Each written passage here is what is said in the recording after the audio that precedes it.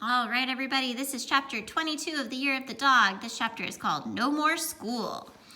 After the book project was over, the days disappeared like dumplings on a plate. The sun shone with the yellow of summer and the wind blew a breeze that felt like it came from an oven. Almost before I knew it, the last bell was ringing and Melody and I were running to my house to celebrate the end of the school year.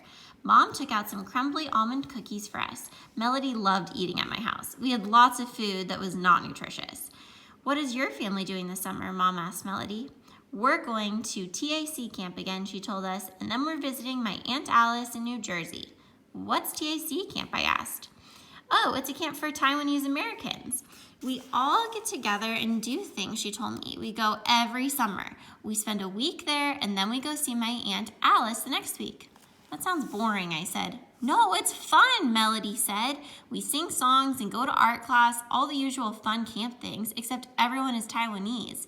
Maybe you should come." "But I can't speak Taiwanese like you," I said. "That's okay," Melody said. "Everyone knows English. Some of them don't know how to speak Taiwanese either.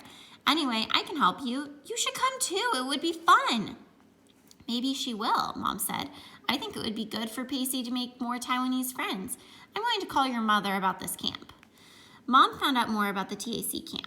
Melody's mother explained to her that it was really a Taiwanese American convention, which was kind of like camp, but it was for the whole family, not just kids.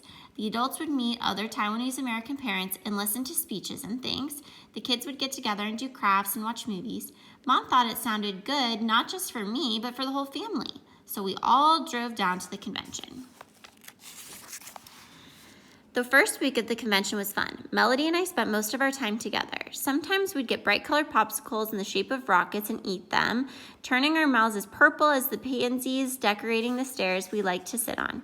Sometimes we drew ice cream-colored chalk pictures of dogs or hearts with our names and Sam Mercer's in them, or unicorns on the faded playground pavement. Once we had a stuffed animal wedding, and Kiki and Benji, Danny dog, married Sabrina, Benji's toy cat, and Butterscotch, my teddy bear, was the minister. It was a lovely wedding. Kiki's pony toys carried away the bride and the groom. Lissy spent all her time with the big girls dancing and shopping. But after the first week, Melody's family had to leave. They were going to see her Aunt Alice in New Jersey. I was sad she was leaving. "It's not going to be any fun now," I told her. "Well, I'd rather stay here with you," Melody told me. "My Aunt Alice is strange."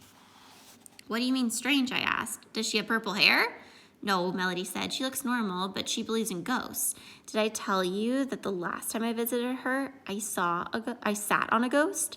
"What?" I asked. "How could you sit on a ghost?" How Melody sat on a ghost. "The last time we went to my Aunt Alice's," so remember, this is Melody talking. "The last time we went to my Aunt Alice's, she invited us over for dinner. I think it was for Chinese New Year. I can't remember. Anyway, there were 2 chairs at the end of the table that were empty, even though no one was sitting in the chairs. There were big plates of food there. I could smell the stir-fried noodles, the shiny roasted duck, and dragon red pork. They seemed to invite me over. So I sat down in one of the empty chairs, ready to eat. Aunt Alice rushed over like a typhoon and hurried me out of the chair. She told me those chairs were for the ghosts of her parents. I thought she was joking, but she wasn't. She poured hot tea in 2 fancy cups and served them to the empty chairs. When she finished, she bowed with deep respect, her nose almost touching her knees. It made me think, maybe there were ghosts there.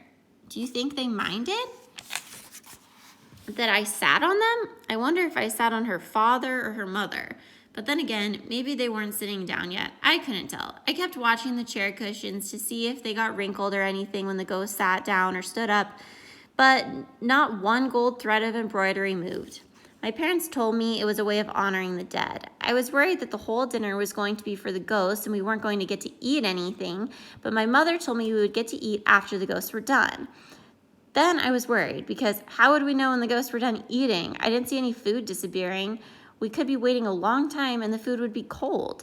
But Aunt Alice seemed to know. She served all the courses one by one to the ghosts. After the last course was served, she took all the food back to the kitchen and reheated it. Then we got to eat. I sat next to one of the ghosts for the whole meal. At least I think I did. Maybe they moved around. Melody finished, but they were pretty nice as far as ghosts go. "Do you know what that means?" I said. "You ate ghost leftovers." Melody said, "and they were delicious." Okay, I'll see you for chapter 23.